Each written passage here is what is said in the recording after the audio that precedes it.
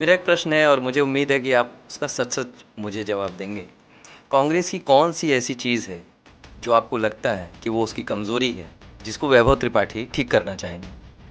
ऐसे अब आपने ऐसी जगह ले आके खड़ा कर दिया है। अगले साल होने वाले यूपी के चुनाव में आप कांग्रेस के लिए अगर आपसे 2 चीज़ें कही जाएँ या आप अपने घोषणा पत्र में शामिल कराएँ, तो क्या चीज़ें होंगी? रोजगार और महंगाई, ये दोनों मुद्दों को प्रमुखता से उठाए। जो सरकारी वैकेंसियां खत्म की जा रही हैं, नहीं हो रहा है।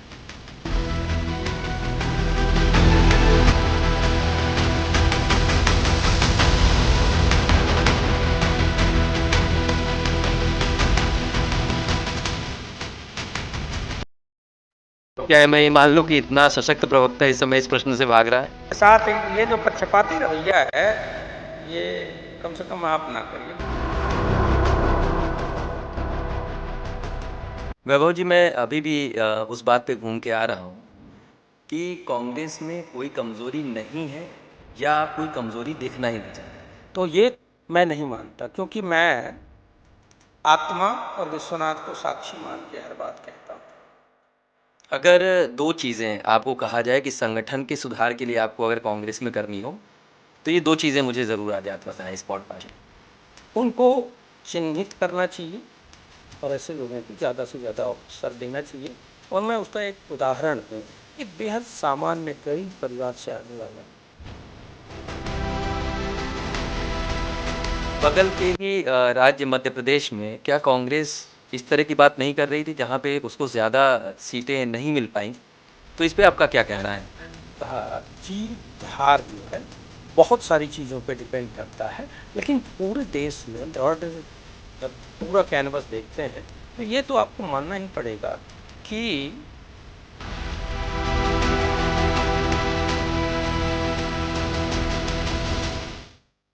नमस्कार, बहुत-बहुत स्वागत है आज के इस अंक में और आज हमारे साथ हैं काशी के वैभव, जो कि राष्ट्रीय प्रवक्ता हैं राष्ट्रीय कांग्रेस पार्टी के।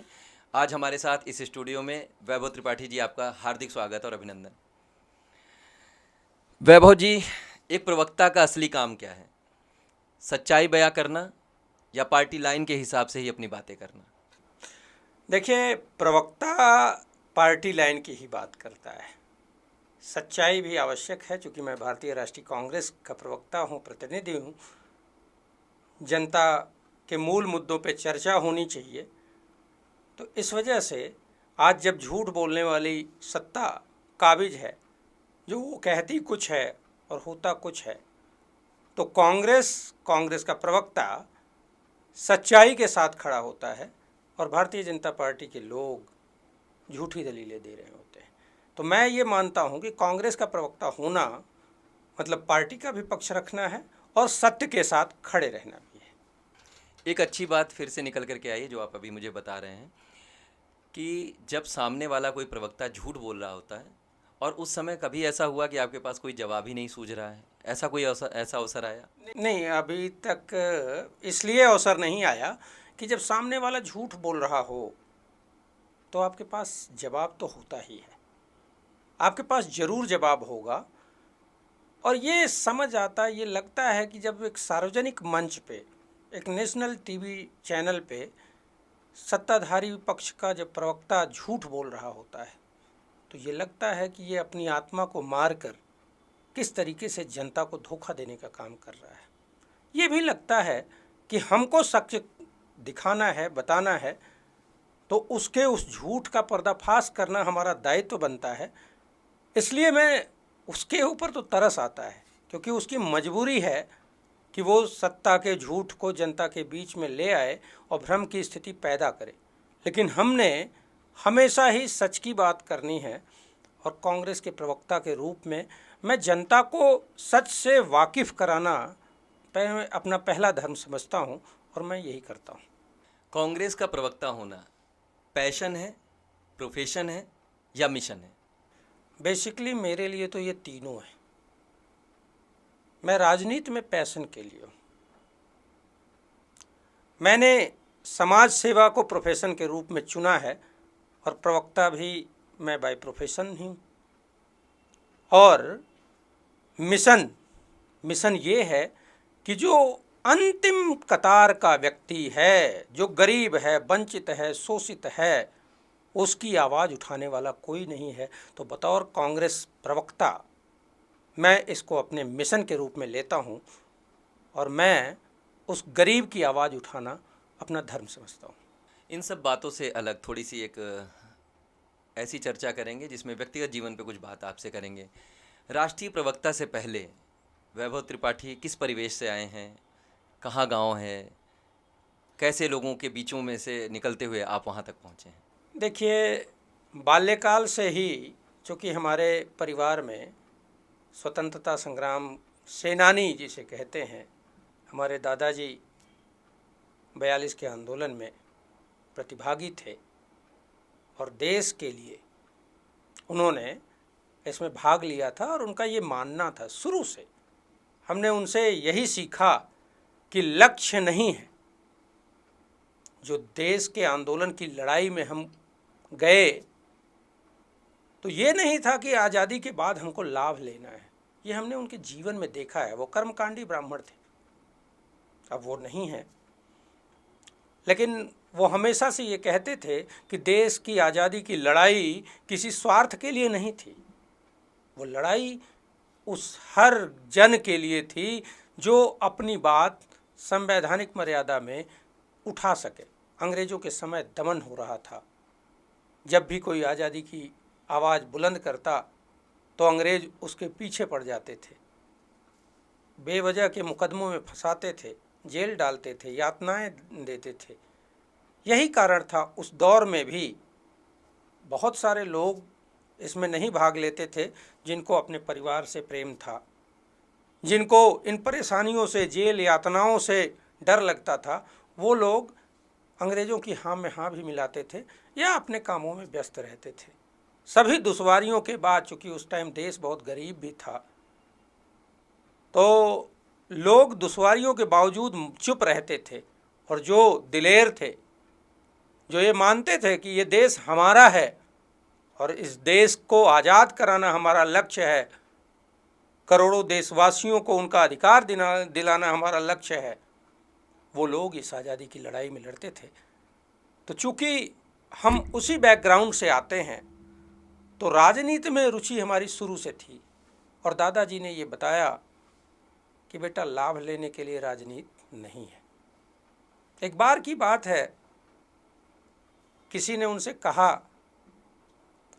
क्योंकि हम जिस समय राजनीति को जानने और समझने वाले हुए, उस समय उत्तर प्रदेश में कांग्रेस की सरकार नहीं थी। तो किसी ने कहा कि अब बहुत हो गया कांग्रेस, अब कांग्रेस छोड़िए। तो दादाजी का जो जवाब था वो मेरे लिए प्रेरणादायी है।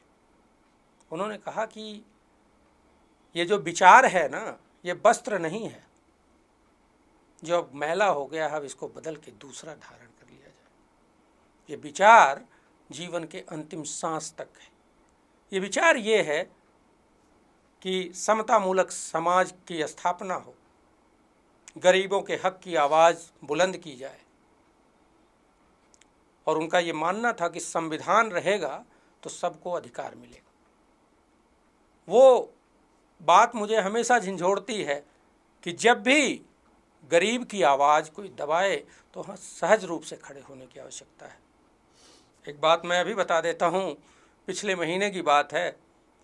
काशी द्वार परियोजना के नाम पर सरकार द्वारा मनमाने तरीके से बिना किसानों की सहमति के जबरिया भूमि अधिग्रहण किया जा रहा है। अभी भी वो प्रक्रिया चल रही है, संघर्ष जारी है।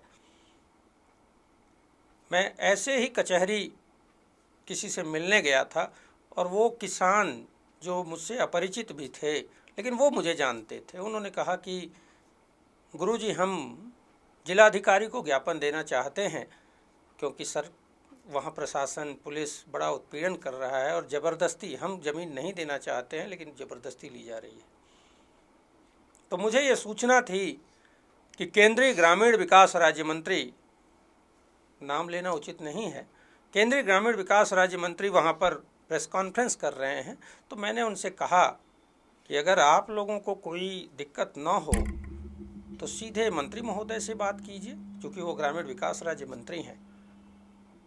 तो उन अपरिचित किसानों के लिए हम सहर्ष रूप से, उन्होंने जब सहमति दी तो हम लोग गए और शांतिपूर्ण तरीके से हमने मंत्री महोदय से कहा कि चूँकि आप केंद्रीय ग्रामीण विकास राज्य मंत्री हैं, आपके ऊपर ग्रामीणों के और गांव के विकास का जिम्मा है। किसानों को उजाड़ कर आप कौन सा विकास करेंगे? आप गांव का विकास कीजिए, लेकिन किसानों की सहमति से कीजिए, गांव वालों की सहमति से कीजिए। जिसके बाद मंत्री का जवाब तो बड़ा सकारात्मक था कि हम समाधान निकालेंगे, लेकिन क्षेत्रीय प्रशासन चाहे जिस भी दबाव में मुझे गिरफ्तार किया गया, मुकदमा पंजीकृत हो गया। तो मैं ये मानता हूँ कि इससे कोई फ़र्क नहीं पड़ता कि जो फ्रीडम फाइटर था, जो स्वतंत्रता आंदोलन में सब कुछ छोड़कर अंग्रेज़ों के खिलाफ लड़ रहा था, उसका भी लक्ष्य यही था और वही लक्ष्य राजनीति में हमारा भी होना चाहिए। आज जब देश के अधिकतर राज्यों में बीजेपी की सरकार है, ऐसे में कांग्रेस में आते समय किसने परिवार में आपके सपोर्ट आपका किया या किसने रोका? बेसिकली राजनीति में चूँकि फ्रीडम फाइटर परिवार था, तो कांग्रेस और आरएसएस का फर्क साफ था हमारे जहन में। ये पता था कि अंग्रेज़ों से कौन लोग लड़ रहे थे, कौन लोग अंग्रेज़ों के साथ खड़े थे।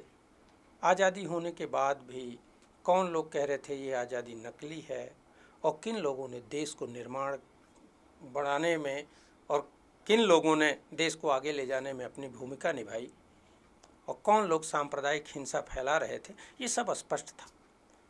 तो कांग्रेस में तो हम, अब एक तरीके से कहा जाए तो जन्म के बाद से ही उन्हीं चीज़ों को देख रहे थे, तो कांग्रेस के प्रति लगाव शुरू से ही था। लेकिन दादाजी फ्रीडम स्ट्रगल के बाद अपने कर्मकांड में थे। पिताजी की भी रुचि थी, पिताजी आज वो भी हमारे बीच नहीं हैं, और पिताजी भारतीय राष्ट्रीय कांग्रेस की जो एक विंग है, कांग्रेस सेवा दल, उसके नेशनल ट्रेनिंग कैंप के कैडेट रहे। लेकिन क्षेत्रीय स्तर पर, ब्लॉक का स्तर से ऊपर उन्होंने कभी राजनीति वैसे पेशा के रूप में नहीं चुना, और अपनी खेती किसानी करते हुए वो कांग्रेस के साथ जुड़े रहे।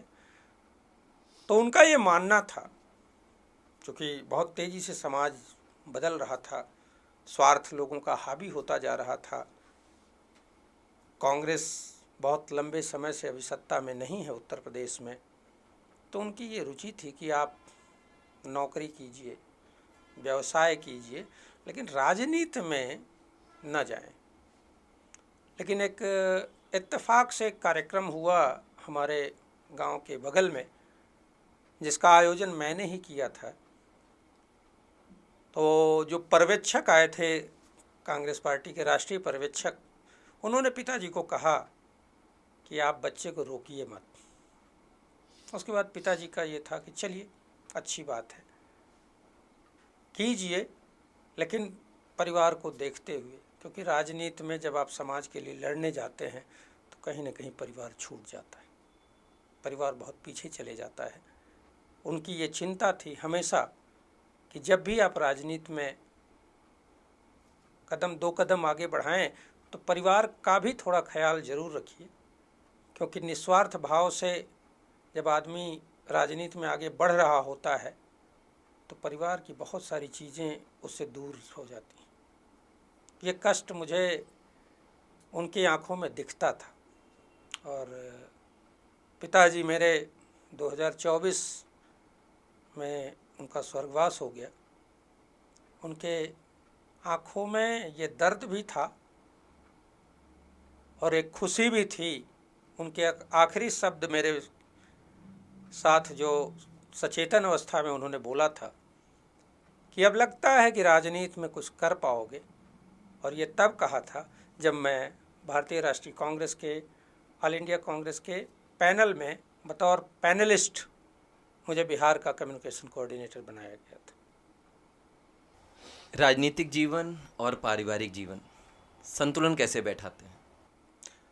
राजनीतिक जीवन इसका विस्तार बहुत बड़ा है। आप एक क्षण अपने गांव में ग्रामीणों के लिए कुछ काम कर रहे होते हैं, फिर प्रवक्ता का दायित्व होता है, टेलीविज़न पर डिबेट कर रहे होते हैं, फिर संगठन के कुछ कार्यक्रमों में आपको पूरे देश में भ्रमण करना होता है, और परिवार सच में कहीं न कहीं सफ़र करता है। परिवार को समय कम दे पाते हैं। आप अगर सामान्य रूप से देखेंगे तो जितना समय एक नौकरीशुदा आदमी या एक किसान मजदूर जितना समय अपने परिवार को दे पाता है, उतना समय शायद राजनेता नहीं दे पाता है, क्योंकि उसको देशाटन में भी जाना है और उसका कोई फिक्स टाइमिंग नहीं, कोई शेड्यूल नहीं है कि कब आपको क्या करना है। एक नौकरी वाला आदमी सुबह 9 बजे 10 बजे जाता है और शाम को 5-6 बजे तक आ जाता है, लेकिन नेता के लिए समय नहीं है। उसके लिए समाज ही सब कुछ है।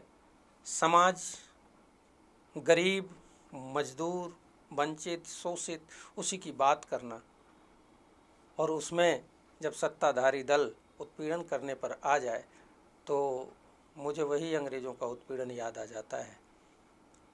क्योंकि जब मुझे गिरफ़्तार किया गया उस समय मैं एक गांव के किसी व्यक्ति को मैंने बुलाया था अस्पताल में एक डॉक्टर को दिखवाने के लिए, और मुझे गिरफ़्तार कर लिया गया और उससे संपर्क टूट गया। हालांकि वो गांव के लोग जानते हैं कि मेरे साथ कुछ असुविधा है, तभी फ़ोन नहीं उठ रहा है, वो इस बात को मानते हैं। लेकिन अनिश्चितताओं का दौर है। अनिश्चितता राजनेता के जीवन में सबसे ज़्यादा हावी रहती है। हमेशा सत्ता के साथ संघर्ष होता रहता है। गरीबों की बात के लिए उनके घर जाना होता है, उनकी परिस्थितियों को देखना होता है। जो बात वो बता रहे होते हैं नेता के रूप में, हमको ये भी देखना होता है कि उसमें सच्चाई है या कहीं ऐसा तो नहीं है कि वो निहित स्वार्थ के लिए अपनी बात कह रहे हैं। तो हमको बहुत जिम्मेदारी होती है राजनेता के ऊपर, और इन सब जिम्मेदारियों को निभाने में परिवार की जिम्मेदारी कहीं कमज़ोर दिखती है। परिवार से आदमी दूर होता है। वैभव त्रिपाठी अगर राजनेता नहीं होते तो क्या होते? एक किसान। इसलिए कि मुझे बागवानी में बहुत शुरू से रुचि थी, और मेरा ये विचार शुरू से था कि किसानों को कैश क्रॉप की ट्रेनिंग दी जाए। मैं ये मानता, मैं एक सहकारी समिति बनाता और किसानों को फूलों की खेती के लिए प्रशिक्षित करता, एरोमेटिक प्लांट्स के खेती के लिए प्रशिक्षित करता, कैश क्रॉप की खेती के लिए प्रशिक्षित करता, और अपने गांव को उन्नत गांव बनाने की तरफ प्रयास कर रहा होता, क्योंकि मुझे किसानी से बेहद लगाव था। अब समय कम मिल पाता है किसानी के लिए, खेती नहीं कर सकते हैं, बहुत समय की कमी है, लेकिन किसानी जो भारत का किसान है वही रीढ़ है, और किसान प्रधान देश है, कृषि प्रधान देश है, यहाँ किसान सबसे ज़्यादा हैं। उनके बारे में सोचना आवश्यक है। आपके नेशनल लीडर राहुल गांधी जी, उनकी कौन सी ऐसी चीज़ है जो आपको प्रभावित करती है? निष्पक्षता और ईमानदारी। राहुल गांधी एक ऐसा नेता है जो अगर आज से 20 साल पहले कुछ बोला है तो 20 साल बाद भी आप अगर वही सवाल करेंगे तो उनके जवाब में एक शब्द इधर का उधर नहीं होगा। वरना चूँकि प्रसंग आ गया है तो प्रधानमंत्री मोदी जी का जिक्र कर लीजिए। प्रधानमंत्री मोदी जी कहते थे कि जिस देश का रुपया गिरता है उस देश की सरकार की साख गिरती है, प्रधानमंत्री गिरा हुआ होता है, ये उन्होंने कहा था। लेकिन आज रुपए की क्या स्थिति है आप देख लीजिए। तो राहुल गांधी के अंदर ये ईमानदारी, ये निष्पक्षता बहुत पसंद है। और राहुल गांधी के साथ एक जो हमारा संवाद हुआ, राहुल गांधी ने ये बात कही कि ये बहुत कठिन दौर है, लेकिन डटे रहिए, राहुल गांधी ने कहा कि अगर आप उनकी गंदगी, उनके झूठ में कूदेंगे तो बिल्कुल वैसा ही होगा कि जैसे एक जानवर जो कीचड़ में कूदा हुआ है, अगर उनके लेवल पे जाएंगे तो वो आपको गंदा कर देगा, उसको तो मज़ा आ रहा है उसमें। तो आप अपने लेवल को बनाए रखिए, नैतिकता ईमानदारी को बनाए रखिए, संघर्ष के अपनी कटिबद्धता को, संविधान के प्रति समर्पण को आप बनाए रखिए, क्योंकि वही आपको अपने लक्ष्य तक ले जाएगा। क्योंकि झूठ को झूठ से नहीं हराया जा सकता, झूठ को सत्य से ही हराया जा सकता है। यही प्रेरणा का स्रोत है राहुल गांधी का। प्रवक्ता बनने का ऑफर कब आया और इसकी सूचना कैसे मिली? और उस समय 3 प्रश्न एक साथ हैं इसमें कि इस सूचना के बाद डर था, जिम्मेदारी थी या खुशी थी? देखिए, खुशी थी, इसलिए कि मैं हमेशा से बतौर प्रवक्ता पार्टी को रिप्रेजेंट करना चाहता था। और हमारे मीडिया एंड कम्युनिकेशन के चेयरमैन आदरणीय पवन खेड़ा जी ने मुझे फ़ोन किया, और ये बात है 28 दिसंबर 2023 की। उन्होंने कहा कि अगले सप्ताह मिल सकते हैं। मैंने कहा सर सहर्ष, अब जब आप कहें। तो कहा न्यू ईयर में मिलते हैं। और 3 जनवरी को हमारी उनकी मुलाकात हुई दिल्ली में, और उन्होंने कहा आज से आप हमारे पैनल में शामिल हैं। पीछे बहुत सारी बातें हुई, उसका जिक्र उचित नहीं है। और ये लगा कि हमने पहला पायदान, जो सफलता की सीढ़ी कहते हैं, उसके पहले पायदान पे कदम रखा है। और पवन जी ने मुझसे कहा था कि आपकी एक शैली जो शालीनता से, तार्किक ढंग से बोलने की आदत है, वो बेहद अच्छी है, इसको मत खोना। क्योंकि मैं भी ये बात मानता हूँ, इसीलिए मैं इसी तरीके से अपनी बात रखता हूँ कि अगर आपकी बात में दम है तो आवाज़ ऊंची करने की आवश्यकता नहीं है। और जब बात में दम नहीं है तो चिल्लाने से भी कुछ होने वाला नहीं है। तो चूँकि हम गरीबों की बात उठा रहे हैं, संविधान की बात उठा रहे हैं, कांग्रेस का पक्ष रख रहे हैं, सच्चाई की लड़ाई लड़ रहे हैं, तो हमको तेज़ आवाज़ में चिल्लाने की आवश्यकता है ही नहीं। मेरा एक प्रश्न है और मुझे उम्मीद है कि आप उसका सच सच मुझे जवाब देंगे। कांग्रेस की कौन सी ऐसी चीज़ है जो आपको लगता है कि वो उसकी कमज़ोरी है, जिसको वैभव त्रिपाठी ठीक करना चाहेंगे? ऐसे अब आपने ऐसी जगह ले आके खड़ा कर दिया है। कांग्रेस में कमजोरी नहीं दिखती मुझे। समाज में जिस तरीके से मीडिया और संवैधानिक संस्थाओं का दुरुपयोग हुआ है, और जिस तरीके की से समाज में परिवर्तन आया है, अपनी चीज़ों का ध्यान रखना, हर माँ बाप ये चाहता है कि मेरा बच्चा वो बने, सफल हो, लेकिन पब्लिक के लिए संघर्ष करता माँ बाप कम ही चाहते हैं। ऐसे अवसरवादी समय में लोग कांग्रेस से थोड़ा दूर हुए हैं, ये मैं मानता हूँ। कांग्रेस को ईमानदार, संघर्षशील लोगों को प्रमुखता से मैं मानता हूँ, क्योंकि मैं एक बेहद दूरस्थ क्षेत्र उत्तर प्रदेश के सीमांत जिले चंदौली से आता हूँ। पहले वो काशी का ही हिस्सा था, जिसकी वजह से लोग काशी के वैभव कहते हैं। लेकिन मैं एक गांव से निकला और मुझे कांग्रेस ने नेशनल पैनल में पैनलिस्ट बनाया और पार्टी का पक्ष रखने का अवसर दिया। तो मैं ये मानता हूँ कि पार्टी उस पर काम कर रही है, लेकिन इस काम को और ज़्यादा करने की आवश्यकता है। ज़्यादा से ज़्यादा लोगों को चिन्हित करके कांग्रेस के साथ जोड़ने की आवश्यकता है। और कांग्रेस ही है जो हर उस पीड़ित, शोषित, वंचित की आवाज़ है। कांग्रेस ही है जो संविधान के लिए काम करने वाली पार्टी है। कांग्रेस ने कभी मोनोपोली नहीं चलने दी।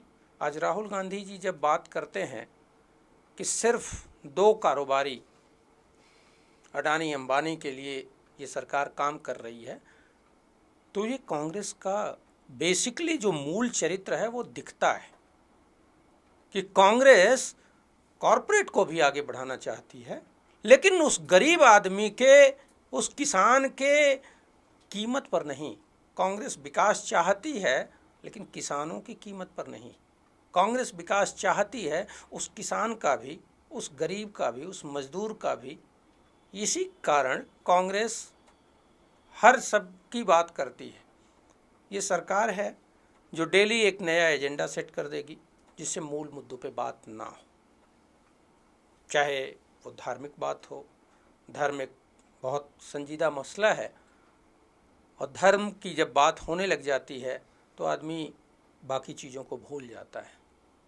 भाजपा इसी धर्म की आड़ में अपनी विफलताओं को छिपाना चाहती है। कांग्रेस चाहे वो युवा हो, छात्र हो, मजदूर हो, किसान हो, पिछड़ा हो, दलित हो, वंचित हो, शोषित हो, सबकी आवाज़ उठाती है। और कांग्रेस कहती है कि अगर संविधान रहेगा तो आप अपने अधिकार को पा सकते हैं। संविधान जब ख़त्म हो जाएगा तो फिर वही गुलामी के दौर आ जाएंगे और आप अपनी आवाज़ को नहीं उठा पाएंगे। कांग्रेस वो पार्टी है, वो संगठन है जिसको अगर जनता चाहेगी तो कांग्रेस सत्ता में आएगी, और जब जनता चाहेगी कांग्रेस को सत्ता से हटा देगी। लेकिन जो आज तानाशाही का स्वरूप लेती जा रही भाजपा की सरकार है, वो सभी तंत्र का दुरुपयोग करके सत्ता में किसी भी हाल पर बने रहना चाहती है। ये तानाशाही है। बहुत सारे संस्थाओं का दुरुपयोग, अब आपको देख लीजिए, ईडी, सीबीआई, इनकम टैक्स, इन संस्थाओं का दुरुपयोग हो रहा है। चुनाव आयोग कहीं ना कहीं उसके ऊपर भी सवाल खड़े हो रहे हैं। चुनाव के दिन किसानों के खाते में पैसे जाना, जबकि ये मॉडल कोड ऑफ कंडक्ट का खुला वायलेशन है। जो नियमावलियां हैं उसमें ये है कि जो रनिंग स्कीम्स भी हैं उनको 3 महीने पहले रोक देना होता है जिससे निष्पक्ष चुनाव हो सके। कांग्रेस निष्पक्ष चुनाव की बात करती है। कांग्रेस ने कभी किसी संवैधानिक संस्था पे अपना दबाव नहीं बनाया, लेकिन ये सरकार, अब आप उठा के देख लीजिए ईडी के कितने केसेस हुए हैं और उन केसेस में मतलब कन्विक्शन तो 1% ही है, उसमें मैक्सिमम अपोजिशन के लीडर को फंसाया गया है। अभी सोनम वांगचुक की बात करें, एनएसए हटाया कोर्ट ने, उनको छोड़ा गया है। पत्रकारों ने उनसे पूछा कि क्या कोई शर्त है, तो सोनम वांगचुक ने कहा कि देखिए हमने तो पहले ही मना कर दिया कि अगर कोई शर्त होगी तो हम रहेंगे 1-2 साल और जेल में, लेकिन किसी शर्त पे रिहाई मंजूर नहीं है। तो जिस तरीके से जो पर्यावरण के लिए बात कर रहा है, जो एजुकेशन की बात कर रहा है, उसको ये सरकार जेल में डाल दे रही है। जैसे ही सरकार पे कोई सवाल खड़ा होता है तुरंत सरकार उसके खिलाफ अग्रेसिवली लड़ने के लिए तैयार हो जाती है। जबकि प्रधानमंत्री मोदी जी का एक बयान मैं सुन रहा था कि सवाल तो होने ही चाहिए, लेकिन सवाल करने वालों को आपने छोड़ा कहाँ है। आप उठा के देख लीजिए 2014 से अब तक कितने परमिशन दिए हैं लोकल प्रशासन ने प्रोटेस्ट के। जैसे ही कोई प्रोटेस्ट हो रहा होगा हाउस अरेस्ट की कार्रवाई शुरू हो जाएगी।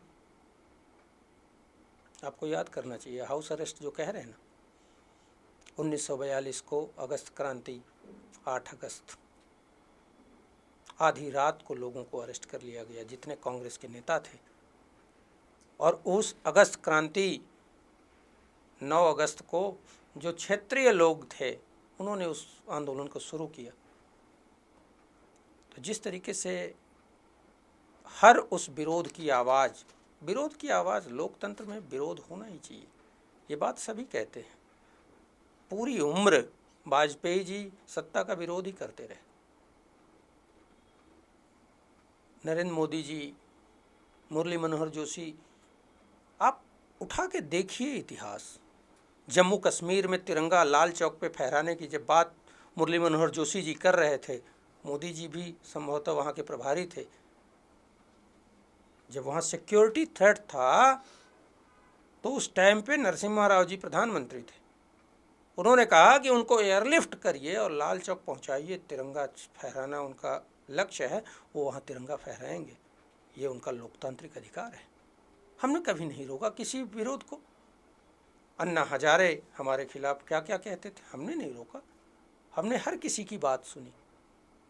लेकिन अब उठा के देख लीजिए, जो किसान 3 काले कानून के खिलाफ लामबंद हुआ, पूरे देश का किसान दिल्ली में प्रवेश तक नहीं कर पाया, किसानों के रास्ते में कीलें गाड़ी गई, रोड ब्लॉक कर दिया गया। ये क्या लोकतांत्रिक मूल्यों का ह्रास नहीं है? क्या ये सरकार एक भी आवाज़ अपने खिलाफ बर्दाश्त करना चाहती है? 1909 में भगत सिंह के चाचा एक मोर्चा लेके गए थे दिल्ली में, 9 महीने चला था वो, लगान के खिलाफ, और वो लगान वापस किया था अंग्रेजों ने। उससे लंबा चला इस आज़ाद भारत में किसानों का आंदोलन, और उसमें 700 से ज़्यादा किसानों की आत्महत्याएं, शहादत हैं शामिल। अब आप सोचिए कि हम कहाँ थे और कहाँ गए। वैभव त्रिपाठी जी, मैं यहाँ रोकना चाहूँगा। मुझे लग रहा है कि जब इतनी सारी अच्छाइयाँ कांग्रेस में जो आप बता रहे हैं अगर है, तो फिर ये देश को आप समझाने में कामयाब क्यों नहीं हो पा रहे हैं? नहीं, देखिए, देश को समझा तो चुके हैं, देश को समझा चुके हैं हम। अगर हम नहीं समझा चुके होते तो जो 400 पार का दंभ भरते थे वो बहुमत से दूर नहीं हो जाते। जनता एकजुट हुई है, इनके झूठ के खिलाफ खड़ी हुई है, और आप गठबंधन में सत्ता में हैं। और सोच लीजिए, प्रधानमंत्री मोदी जी, संसदीय दल की बैठक होती है पहले, हमारा संविधान यही कहता है ना, चुने हुए प्रतिनिधि अपना नेता चुनेंगे, फिर नेता ही मुख्यमंत्री या प्रधानमंत्री होगा।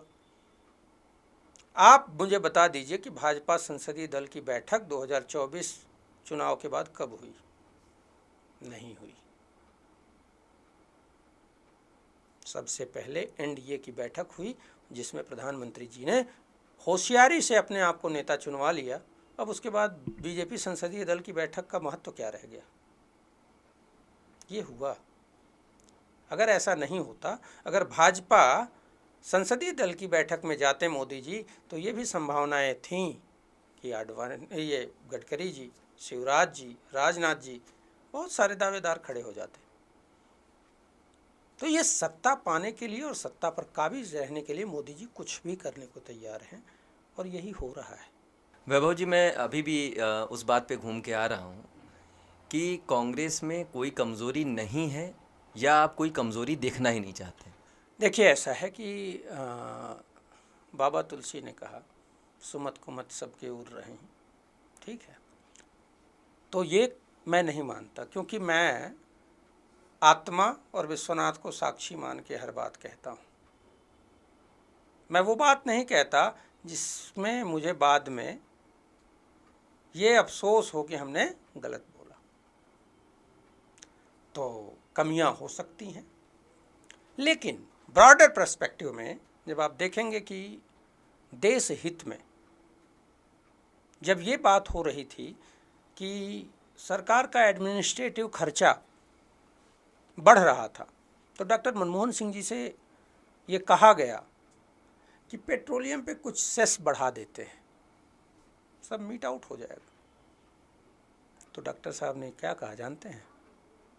उन्होंने कहा कि अगर 25 पैसे भी बढ़ाएंगे तो वो उस गरीब आदमी पे जाएगा, जो मज़दूर है, किसान है, दिन रात मेहनत करता है, उसको फ़र्क पड़ेगा, क्योंकि सबसे बड़ा उपभोक्ता भी वो गरीब ही है, middle class, lower middle class ही है, ठीक है। अमीर आदमी पे कोई फ़र्क नहीं पड़ता कि पेट्रोल 60 रुपये बिक रहा है, 100 रुपये बिक रहा है कि 500 रुपये बिक रहा है, लेकिन गरीब आदमी को फ़र्क पड़ता है 1 रुपये से भी, 25 पैसे से भी। ये सोच कांग्रेस की है, ये कांग्रेस है। और मनमोहन सिंह जी के बाद मोदी जी की जो सरकार आई, उसने क्या किया? कच्चा तेल 145 से $167 तक जब था यूपीए की सरकार में, तो आपने देखा इसी बनारस में 70 रुपये से ऊपर पेट्रोल कभी गया नहीं। और जब $36 $35 तक चले गया था, तब मोदी जी की सरकार में 95 रुपये पेट्रोल बिका। फर्क साफ है। वैभव जी नहीं, मैं उस पर्सपेक्टिव को क्लियर कर दूं। एक तरफ गरीब के हितों को देखने वाली कांग्रेस, दूसरी तरफ गरीबों के हितों को गिरवी रख देने वाली भाजपा, जब इन दोनों की बात की जाएगी तो कांग्रेस में जो थोड़ी बहुत कमियां हैं उनको नज़रअंदाज करना पड़ेगा। देश हित में, जनहित में, गरीब हित में, युवा और मजदूर हित में। पिछले 4 दशकों में जिस यूपी से आप आते हैं, वहाँ से कांग्रेस सत्ता से दूर है, जनाधार लगातार घटा है। तो ये जो जितनी बातें हैं, या तो कांग्रेस हर जगह पहुंचा नहीं पा रही, कहीं ना कहीं कोई विफलता तो है कि लोग आपसे जुटने की जगह लोग आपसे कटने की तरफ इस समय बढ़ रहे हैं। तो ऐसा आप क्यों ऐसा देखते हैं? और ख़ास करके मैं काशी पे आना चाहता हूँ, जहाँ आप काशी के वैभव कहे जाते हैं। काशी में भी जनाधार लगातार घटा है कांग्रेस का, इसके पीछे क्या कारण आप मानते हैं? देखिए, मैं 2 सवाल हो गए ये। एक सवाल कि पिछले 35-36 साल से जो 89 के बाद कांग्रेस यहाँ नहीं है सत्ता में, जाहिर सी बात है कुछ सांगठनिक कमियां हैं, कुछ यहाँ की राजनीतिक परिस्थितियां हैं, जाति की जो व्यवस्थाएं हुई, जातिगत पार्टियां बनी, ये भी सब कारण हैं। और बहुत सारे लोग कांग्रेस से वहाँ भी गए हैं, तो कारण तो है, इस बात को मैं स्वीकारता हूँ। लेकिन कांग्रेस दिन रात तटस्थता के साथ संविधान और गरीब की बात कर रही है। और हमारा अभी संगठन सृजन कार्यक्रम संपन्न हुआ है, संगठन मजबूत हो रहा है, और इसकी परीक्षा तो चुनाव में ही होगी। तो 27 में इस बात का जवाब मिलेगा कि क्या होगा, कांग्रेस पहले से अब मजबूत हुई है या नहीं। ये तो हम तभी बात कर सकते हैं ना, आज तो कोई ऐसा पैरामीटर है नहीं जिसमें हम माप सकें। और दूसरी बात ये है कि जो बनारस की बात आप कर रहे हैं, अब मैं कैसे मान लूं कि बनारस में कांग्रेस कमज़ोर हुई है, जब प्रधानमंत्री मोदी जी बॉर्डर लाइन पे जीते हैं। जो प्रधानमंत्री मोदी जी एक बड़ी विक्ट्री पाते थे, जनता एकजुट हुई और इनके झूठ के खिलाफ मतदान किया, और इस वजह से बॉर्डर लाइन पे जाके वो जीते हैं। ये बात आप भी मानेंगे। कांग्रेस के अंदर जो कमियां हैं, सांगठनिक कमियां हैं, और जो परिस्थितियां हैं, राजनीतिक परिस्थितियां हैं, वो सब कारण होते हैं हार और जीत में। अगर 2 चीज़ें आपको कहा जाए कि संगठन के सुधार के लिए आपको अगर कांग्रेस में करनी हो, तो ये 2 चीज़ें मुझे ज़रूर आज आप बताएं इस पॉडकास्ट पे। कांग्रेस को संगठन में मैंने पहले ही बताया था कि जो सतत संघर्षशील लोग हैं उनको चिन्हित करना चाहिए, और ऐसे लोगों को ज़्यादा से ज़्यादा अवसर देना चाहिए। और मैं उसका एक उदाहरण हूँ, एक बेहद सामान्य गरीब परिवार से आने वाला, जिसे केंद्रीय नेतृत्व ने स्वतः बुलाकर नेशनल पैनल का पैनलिस्ट बना दिया। तो ये हो तो रहा है।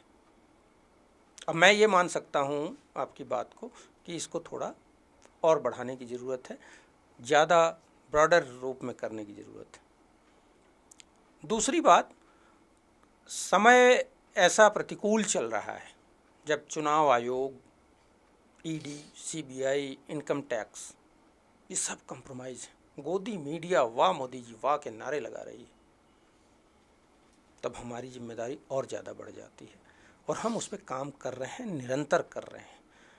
हमारे इस काम करने का, पैन इंडिया काम करने का ये प्रतिफल रहा कि 2024 में जो 400 पार का दंभ था वो टूटा,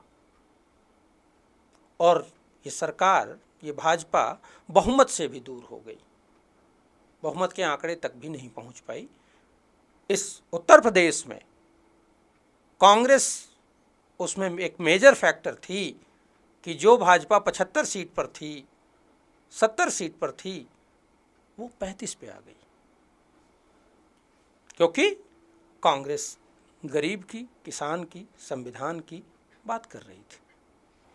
बगल के ही राज्य मध्य प्रदेश में क्या कांग्रेस इस तरह की बात नहीं कर रही थी जहाँ पे उसको ज़्यादा सीटें नहीं मिल पाईं? तो इस पे आपका क्या कहना है? मैंने कहा जीत हार जो है बहुत सारी चीज़ों पे डिपेंड करता है, लेकिन पूरे देश में ब्रॉडर जब पूरा कैनवस देखते हैं तो ये तो आपको मानना ही पड़ेगा कि देश में एकजुटता बढ़ी और बढ़ने के बाद मोदी की जो सरकार, बहुमत की सरकार थी, वो बहुमत से दूर हुई, ये बात है। दूसरी बात, बहुत सारे फैक्टर्स हैं। कुछ फैक्टर्स तो ऐसे हैं जो कि सिस्टम ने प्रभावित किए। डुप्लीकेट वोटर्स का, वोट चोरी जो राहुल गांधी जी कह रहे हैं, उसके प्रमाण हैं। कर्नाटक की सरकार ने कर्नाटक के मुख्य चुनाव अधिकारी को डिटेल देने को किया, आज तक दिया नहीं उन्होंने। मुख्य चुनाव आयुक्त जवाब नहीं दे रहे हैं। हमने जो तथ्य दिए हैं वो जवाब नहीं दे रहे हैं। राहुल गांधी जी ने कहा कि हमको मशीन रीडेबल वोटर लिस्ट दे दीजिए, हम बताते हैं कि कितने लोग इसमें फर्जी हैं। वो नहीं दे रहे हैं।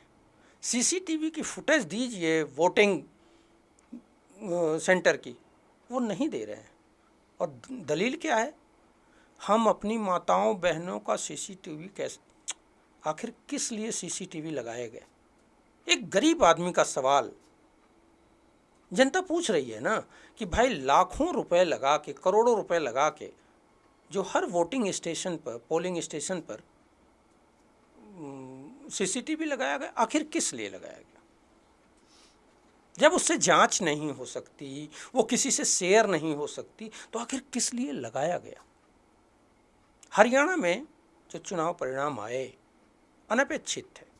वहाँ बहुत सारे हमारे परिचित लोग, जो बहुत सारे लोग भाजपा से भी ताल्लुक़ रखते, वैचारिक रूप से लोग रखते हैं, फोर्स में बहुत सारे लोग थे, उनका कहना था कि यहाँ कोई भाजपा का नाम लेवा नहीं है, और वहाँ परिणाम बदल गए। और जानते हैं उन्होंने क्या कहा? भाई वो फ्रंट पे नहीं आ सकते, नहीं बोल सकते, उनकी अपनी बाध्यताएं हैं, लेकिन उन्होंने कहा कि यहाँ बहुत गड़बड़ हुआ है। उसके बाद कोर्ट ने कहा था कि अगर 2 नंबर और 3 नंबर का जो फाइटर है वो अगर चाहे तो रीकाउंटिंग करा सकता है, उसके लिए उसका खर्चा उसको देना होगा। कोर्ट की आदेश का अवहेलना करता है वहाँ का चुनाव आयोग, कहा कि रीकाउंटिंग नहीं होगी। क्यों भाई? इन सवालों के जवाब सत्ता को देने हैं, चुनाव आयोग को देना है, इस पे कोई बात नहीं हो रही है। तो ये जो चुनाव है, जहाँ मैनेज हो जा रहा है वहाँ इनकी विक्ट्री हो जा रही है, जहाँ मैनेज नहीं हो रहा वहाँ ये हार जा रहे हैं। बिहार का चुनाव परिणाम क्या है? लगभग 60,000 महिलाओं को हर विधानसभा में वोटिंग से कुछ दिन पहले 10,000 डाल दिए। ये तो सरकारी वोट खरीद हो गया भाई, सरकार ने वोट खरीद लिए और चुनाव बीतते ही कहा कि ये स्कीम बंद की जाती है। ऐसे ही करते रहे, चुनाव आयोग आंख पे पट्टी बांध के धृतराष्ट्र की तरह बैठा रहे। तो जब धृतराष्ट्र की तरह बैठे रहेंगे ना, तो सत्ता का सर्वनाश होगा ही। इस बात को समझिए, आप अपने से इस बात को सोचिए कि वोटिंग से पहले जब महिलाओं को पैसे दिए जाएंगे तो क्या, मान लिया कि सारे लोग नहीं, लेकिन कुछ लोग तो प्रभावित होंगे। और ये बात मैं मानता भी हूँ, सारी जनता इनसे प्रभावित नहीं हुई उस पैसे के बाद भी। उसका प्रमाण मैं बताता हूँ कि 60,000 महिलाओं को अगर इन्होंने दिया तो हर विधानसभा में 1,20,000 वोट हो गए पति पत्नी का। बस जिस परिवार में पैसा गया उसके और भी लोग दे देंगे, ये होना ही है। लेकिन अगर सिर्फ पति पत्नी वोट दे दें तो वहाँ 1,20,000 तो इनके पक्ष में वोट जाना ही था, लेकिन उतने वोट इनके पास नहीं गए। इसका मतलब है कि लोग इनके खिलाफ फिर भी वोट किए, जबकि इतना बड़ा इन्होंने घपला किया। इन बातों को अगर आप ब्लैक एंड वाइट में नहीं देख सकते हैं तो आपको तो अंधता है भाई। आप चिंतन करिए कि आपका विजन क्या है। कांग्रेस द्वारा आपके पूर्वांचल के कद्दावर नेता अजय राय जी को प्रदेश अध्यक्ष बनाना, ये कांग्रेस को किधर लेके जाएगा? और दूसरा इसी प्रश्न में है कि उनका आपको कितना सहयोग मिलता है, जबकि आप एक राष्ट्रीय प्रवक्ता के पद पर इसी काशी से आते हैं? नहीं, देखिए ऐसा है कि पार्टी नेतृत्व का ये निर्णय होता है कि किसे अध्यक्ष बनाना है। अजय राय जी का संघर्ष है, अजय राय जी को अध्यक्ष बनाया गया है और बतौर प्रदेश अध्यक्ष उन्होंने जब भी कोई आवश्यकता हुई है तो उन्होंने सहयोग दिया है। कांग्रेस संगठन सृजन का जो कार्यक्रम चल रहा है उसमें उनकी बड़ी भूमिका है। पूरे प्रदेश स्तर पर वो 24 घंटे दौरा कर रहे हैं, संगठन के लोगों को मजबूत कर रहे हैं, जिसके भी साथ अन्याय हो रहा है उसके साथ खड़े हो रहे हैं और ये बतौर प्रदेश अध्यक्ष उनका दायित्व भी है। तो मुझे नहीं लगता कि इसमें कोई वैसा सवाल बनता है। अगर कांग्रेस का प्रदेश अध्यक्ष वैभव त्रिपाठी जी को 10 दिन के लिए बनाया जाए तो क्या परिवर्तन करना चाहेंगे? अब ये हाइपोथेटिकल हो गया, अब इस पे बात मेरा कहना उचित नहीं होगा। मैं ये मान लूं कि इतना सशक्त प्रवक्ता इस समय इस प्रश्न से भाग रहा है? नहीं, प्रश्न से भाग नहीं रहा है।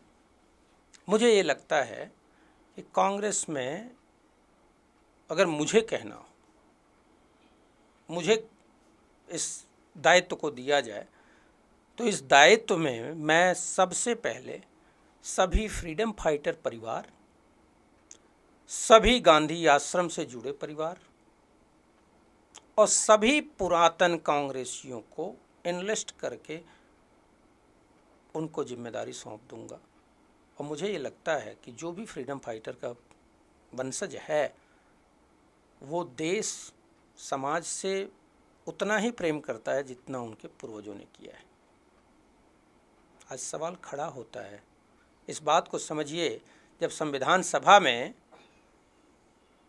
जो कुछ लोग थे जो मौजूदा सत्ता के समर्थक भी हैं, उस विचारधारा के जो लोग थे, उन्होंने कहा था कि एक गरीब मजदूर और एक पढ़े लिखे विद्वान के वोट का वैल्यू एक कैसे हो सकता है।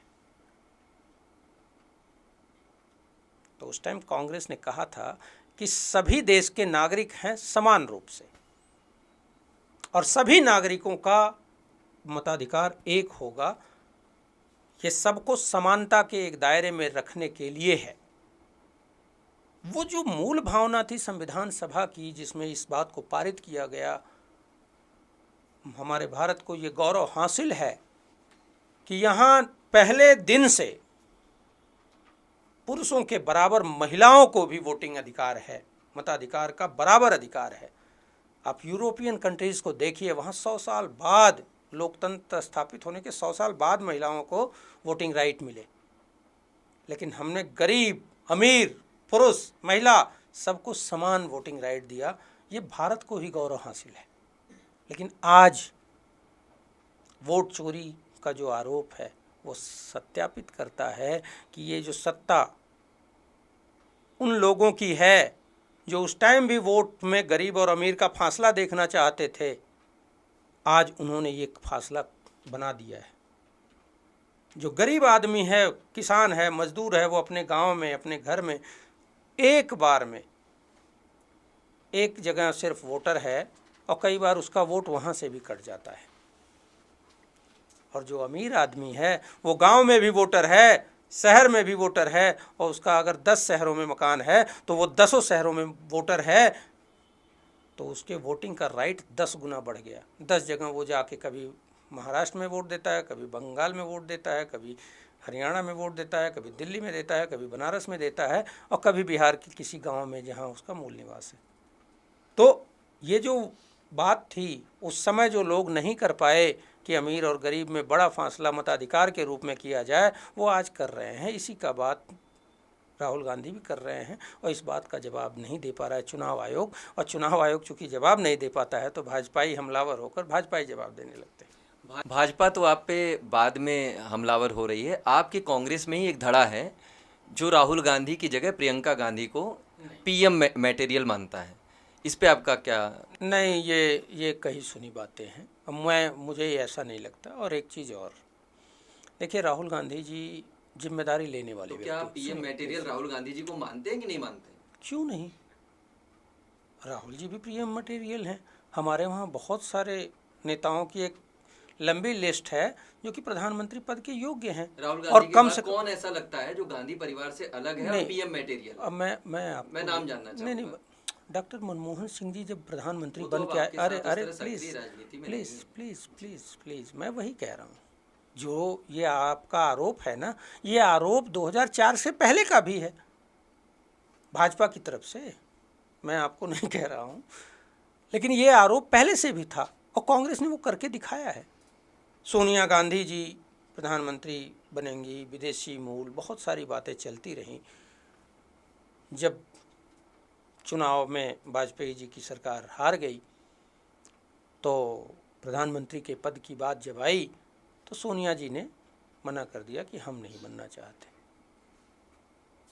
अब उसी के लिए कितना तांडव भाजपा के लोग बेवजह भी कर रहे थे, लेकिन उन्होंने कहा कि नहीं, मुझे नहीं बनना है। उसके बाद निर्णय हुआ। तो गांधी परिवार नहीं चाहेगा। राहुल गांधी को अगर प्रधानमंत्री बनना होता तो 2004 से 14 के बीच में कभी भी बन सकते थे, 2009 में भी बन सकते थे, नई सरकार बनी थी। लेकिन वो पद लोलुप परिवार ही नहीं है। एक चीज़ और, जब गांधी परिवार की बात आप करते हैं तो नेहरू गांधी का जो योगदान है देश के लिए, आज़ादी के बाद जो उनके परिवार का योगदान है, उसको देख के लोगों के मन में उनके प्रति समर्पण का भाव आता है। और ये बुराई नहीं है। कपटी लोग वो नहीं समझ पाएंगे। वो कपटी लोग जिन्होंने आडवाणी के उस संरक्षण को कूड़े में डाल दिया, कूड़ेदान में फेंक दिया। नहीं, आडवाणी जी की वजह से वो सत्ता में बने रहे। और जब आडवाणी जी की बात आई तो पता चला कि उनको ऐसे दूध की मक्खी की तरह उठा के फेंका।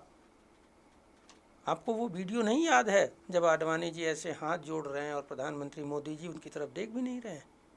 ये सवाल है। आप इसको ऐसे मत हल्के में लीजिए।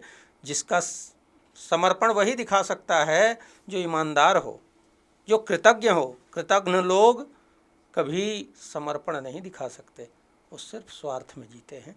और वो स्वार्थ का तो जीता जागता प्रमाण है भाई। जो राजनीतिक गुरु थे उनको उठा के कचरे में फेंक दिया। वैभव जी, कांग्रेस का जो प्रदर्शन रहा अभी हाल के बिहार चुनाव में, उससे आप कितने संतुष्ट हैं? देखिए, ऐसा है कि चुनाव तो हुआ ही नहीं। मैं ये मानता हूँ कि बिहार में चुनाव नहीं, वहाँ चुनाव आयोग और सरकार द्वारा डाका डाला गया। वोट चोरी भी नहीं, डाका डाला गया। मैं आपको बता रहा हूँ कि जो राहुल गांधी जी ने कहा था ना कि एक आदमी का कई जगह वोट है, उसका प्रमाण तो पूर्व राज्यसभा सदस्य राकेश सिन्हा ने ही दे दिया कि उनका बिहार में भी था और दिल्ली में भी था, दोनों जगह वोट किया। तो ये तो चोरी थी भाई, चुनाव वोट चोरी। डाका ऐसे डाला गया कि हर महिला के घर खाते में 10,000 डालेंगे। और एक और बड़ा वादा था, 1,90,000 सरकार बनने के बाद। ठीक, जैसे ही चुनाव जीते उन्होंने कहा कि नहीं जी, योजना बंद करते हैं। ऐसा ये एक बार नहीं हुआ, ऐसा हमेशा होता रहा है। राजस्थान में गहलोत जी की सरकार थी, कांग्रेस की सरकार थी। हम 500 रुपये गरीबों का सिलेंडर देते थे, जो गरीब हैं उनको। उसमें स्टेट गवर्नमेंट सब्सिडी देती थी जिससे गरीबों का जीवन स्तर ऊपर उठे। तो मोदी जी वहाँ गए, उन्होंने घोषणा किया 500 में वो देते हैं, हम 450 में देंगे। ठीक, उसके बाद हुआ ये कि सरकार बदल गई। अब वहाँ 500 का भी सिलेंडर नहीं मिलता। और इस बात के लिए भारतीय संसद में भी पेट्रोलियम मिनिस्टर ने कहा कि हमारा कोई प्रोविज़न नहीं है उसमें, और राजस्थान सरकार ने भी वो कह दिया। तो ये तो वादा खिलाफ़ी हमेशा ही करते रहते हैं। इसीलिए बतौर कांग्रेस प्रवक्ता मुझे इस बात का बड़ा आत्मानुभूति होती है, आत्मशांति मिलती है कि हम सही बोलने वाले लोग हैं, सच की लड़ाई लड़ रहे हैं, गरीबों की लड़ाई लड़ रहे हैं। भाजपा के लोग झूठ बोलते हैं, आज कुछ बोलेंगे, कल कुछ बोलेंगे, परसों कुछ बोलेंगे। तो बिहार में जिस तरीके से 10,000 रुपये प्रति महिला को दिया गया, वो वोट की चोरी नहीं, वोट की नाका है, वोट की डकैती है। वहाँ चुनाव नहीं हुआ। वहाँ कहा कि एक कोई नारा दिया था नीतीश जी को लेके कि 2030 फिर से नीतीश। नीतीश जी गए? ये वादा है, ये भाजपा का वादा था। हमने उस दौर में भी कहा था कि अगर by chance Bhajpa NDA Bihar में जीत जाएगी तो नीतीश जी बैक सीट पे जाएंगे ही, उनको नेपथ्य में धकेला ही जाएगा। और इसका पहला प्रमाण था महाराष्ट्र। शिंदे जी हमारे मुख्यमंत्री होंगे कहते कहते कहते कहते जैसे ही परिणाम आए तो शिंदे जी बैक सीट पे आ गए, डिप्टी सीएम हो गए, और जो डिप्टी सीएम था वो सीएम हो गया।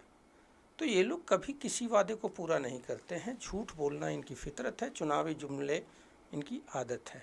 2 करोड़ रोजगार, 15 लाख, गरीबी कम करेंगे, महंगाई घटाएंगे, लेकिन एक शब्द वो बोलते हो। प्रधानमंत्री मोदी जी का एक 2013 का वीडियो वायरल है, नवंबर दिसंबर में था।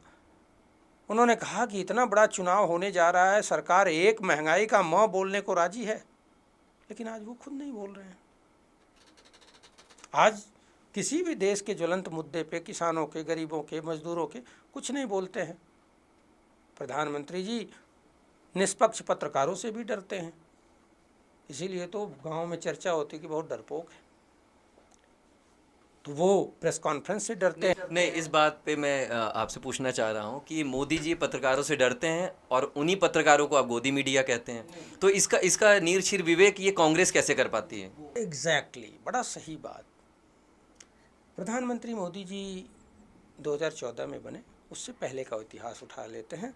10 साल कांग्रेस के देख लेते हैं, उससे पहले 4-4.5 साल 5 साल वाजपेयी जी के देख लेते हैं। कभी भी प्रधानमंत्री या कोई भी मंत्रिमंडल का डेलीगेट विदेश यात्रा पर गया हो तो वापस आने के बाद प्रधानमंत्री उस मंत्री के साथ वहाँ क्या हुआ उसका ब्रीफ करने के लिए एक प्रेस कॉन्फ्रेंस करता था।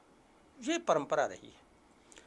उसके इतर एक फिक्स परंपरा आज़ादी से तब 2014 तक रही कि प्रधानमंत्री मिनिमम एक प्रेस मीट साल में जरूर करेगा। 2014 के बाद हुई क्या? नहीं हुई, तो डरते हैं। दूसरी बात, गोदी मीडिया, वाह मोदी जी वाह करने वाली वो मीडिया है क्योंकि अगर प्रेस कॉन्फ्रेंस करेंगे मोदी जी, वो सवाल तो करेंगे ही नहीं। वो इसलिए डरते हैं कि उस गोदी मीडिया में जब प्रेस कॉन्फ्रेंस करेंगे तो सारी मीडिया जाएगी, वैकल्पिक यूट्यूब की भी मीडिया जाएगी। उसमें अगर कोई निष्पक्ष पत्रकार सवाल कर देगा तो मोदी जी जवाब क्या देंगे? टेलीप्रॉम्प्टर तो होगा नहीं। तो टेलीप्रॉम्प्टर से बोलने वाले मोदी जी निष्पक्ष पत्रकारों के जवाब देने के लिए नहीं बने हैं। निष्पक्ष पत्रकारों के जवाब दे ही नहीं सकते, इसीलिए घिघी बनी रहती है, इसीलिए प्रेस से भागते हैं। आप राहुल गांधी जी से मिले हैं, तो क्या वो टेलीप्रॉम्प्टर से कभी नहीं बोलते? नहीं। मैं आपको इस वाक़ये को बता देता हूँ। पिछले वर्ष मई में एक वर्कशॉप में सभी नेशनल पैनलिस्ट, स्टेट के चेयरमैन मीडिया एंड कम्युनिकेशन के, इनकी एक वर्कशॉप हुई थी जिसमें राहुल गांधी जी 3.5 घंटे हमारे साथ रहे। 1.5 घंटे लगातार उन्होंने पोडियम से बात की और उसके बाद लगभग 2 घंटे हम लोगों से 1-to-1 सवाल जवाब किया। जो हमारी बातें थी, हम क्या चाहते हैं, क्या सोचते हैं, हमारे क्या सवाल हैं उन मुद्दों पे जो वो बोल रहे थे। कहीं टेलीप्रॉम्प्टर नहीं था। और उन्होंने कहा, एक बात मुझे उनकी संजीदगी बहुत पसंद आई। कहा, देखिए टीवी डिबेट में बहुत प्रेशर का काम है। मैं टीवी डिबेट मैंने देखी है कि एक बीजेपी का प्रवक्ता होगा, एक आप होंगे, एक एंकर होगा और 2-3 एक राजनीतिक विश्लेषक होगा, एक वरिष्ठ पत्रकार होगा, एक आरएसएस का विश्लेषक होगा, ऐसे करके 4-5 लोग हो जाते हैं। तो एक अकेले आप होते हैं, उनके खिलाफ बोलने वाले, उनके पक्ष में बोलने वाले 5 लोग होते हैं। तो प्रेशर का काम तो है। लेकिन मैं एक बात कहूँगा आप लोगों से, आप सभी हमारे लाउड स्पीकर हैं, आप हमारी बातों को विस्तारित करते हैं, मैं थैंक्स करता हूँ इस बात के लिए। लेकिन जब आप डिबेट से हटिए और अपने परिवार के बीच जाइए तो उस प्रेशर को हटा दिया करिए, क्योंकि मैं नहीं चाहता कि आप हमारे लिए जितना काम कर रहे हैं, जितना संघर्ष कर रहे हैं, वो उसकी छाया आपके परिवार पर पड़े, आपके परिवार के लोग सफ़र करें। ये संजीदगी है उस व्यक्ति की, जो वो जैसा ही अपने परिवार के बारे में सोचते हैं, अपनी माँ के बारे में सोचते हैं, अपनी बहन के बारे में सोचते हैं, वैसा ही सोचते हैं कि आप लोग भी अपने लोगों के बीच खुशहाल रहें। यहाँ का जो फ्रस्ट्रेशन है, यहाँ का जो प्रेशर है, वो वहीं छोड़ दीजिए। अगर किसी एक व्यक्ति के जीवन में अगर विकलांगता के नाते हर तरफ से उसको अगर कष्ट मिल रहा है, समाज से उस शब्द से उसको वो आहत हो रहा है, अगर उसको दिव्यांग शब्द दिया गया किसी भी व्यक्ति के द्वारा, किसी भी पार्टी के द्वारा, किसी भी योजना के लोगों के द्वारा, तो यानी कि मैं ये मानूं कि कांग्रेस के प्रवक्ता को दिव्यांग शब्द से परहेज, वो नहीं चाहते कि कोई व्यक्ति दिव्यांग शब्द से खुश हो सके। कांग्रेस के प्रवक्ता को दिव्यांग शब्द या किसी ऐसे शब्द से कोई परहेज नहीं है जो किसी अशक्त व्यक्ति को थोड़ा सा ग्लानि से बचाए। ठीक, लेकिन इस बात से आपत्ति जरूर है कि आपने पूरे व्याकरण की ऐसी की तैसी कर दी। दिव्य अंग, आज से 50 साल बाद हमारे टीचर क्या पढ़ाएंगे? दिव्य अंग मतलब अंधा आदमी को दिव्य अंग बता देंगे। एक आंख नहीं वो दिव्य हो गया, एक हाथ नहीं वो दिव्य हो गया, एक पैर नहीं वो दिव्य हो गया। कोई ऐसा शब्द चुनते जो उसको थोड़ा सा सुकून देता। कांग्रेस के प्रवक्ता से इतनी अच्छी भाषा और व्याकरण पे बातें हो रही हैं, तो मैं अगर पूछना चाहूँ कि दिव्यांगता की जगह अगर कोई शब्द वैभव त्रिपाठी को देना हो तो क्या देंगे? मैं चूँकि इस बारे में मैं अभी उस लेवल पे नहीं हूँ, ना ही मैंने इस बारे में विचार किया है, इस वजह से मैं कोई शब्द नहीं दूंगा। लेकिन मैं ये मानता हूँ, राष्ट्रपिता महात्मा गांधी जी ने दलितों को सम्मान देने के लिए कहा हरिजन, उसमें ना कोई व्याकरण की दिक्कत है, ना ही किसी को कोई आपत्ति है। लेकिन मुझसे बहुत सारे जो शिक्षाविद, प्रोफेसर, व्याकरण के जानकार, कवि, इन लोगों ने खेद प्रकट किया, और वो ऐसे लोग थे जो कि भाजपा ही थे, आज भी हैं, लेकिन उन्होंने कहा कि ये तो अब क्या ही कहा जाए। जिस व्यक्ति के डिग्री का पता नहीं वो व्याकरण को कुरूप कर रहा है। ये शब्द थे उनके कि जिसके अपनी डिग्री का आता पता नहीं वो कुरूप कर रहा है व्याकरण को, इसकी जगह कोई और शब्द चुनते। वैभव जी, जिन लोगों ने आपसे इतना क्षोभ प्रकट किया, तो उन लोगों ने कोई शब्द भी आपको दिया कि अगर किसी जगह पे, कहीं पे, किसी मीडिया के सामने अगर आपको उस शब्द को बताना हो तो आज आप हमें बताएं। सामने अगर आपको देखिए, ऐसा आज आप हमें बताएं। नहीं, ऐसा नहीं है। उनका भी यही कहना था कि कुछ और शब्द ऐसा चुनते जिससे किसी को कोई आपत्ति भी नहीं होती और उनको सम्मान भी मिल जाता। वैभव जी, आप बहुत यंग हैं, तो अगर कोई आजकल बहुत यंग जनरेशन इस पॉडकास्ट को देख रही होगी, तो अगर उनसे कहना हो कि राजनीति में क्यों आए, तो क्यों आना चाहिए? देखिए, राजनीति में आपको इसलिए आना चाहिए क्योंकि जब देश में या राजनीति में या सिस्टम में, समाज में अच्छे लोग नहीं होंगे तो उन अच्छे लोगों की जगह बुरे लोग आ जाएंगे। हमारी और आपकी जिम्मेदारी है देश को आगे ले जाना। हम देश के युवा हैं तो हमारी ये जिम्मेदारी है कि देश अच्छे हाथों में जाए। मैं जब आज यूपी की राजनीति को देखता हूं तो इसमें जितने माफिया विधायक हो गए हैं वो इसलिए ही नहीं है कि आप कह दें कि मुझे राजनीति में रुचि नहीं है। आप रुचि नहीं दिखाते हैं इसलिए ऐसे लोग आ जाते हैं।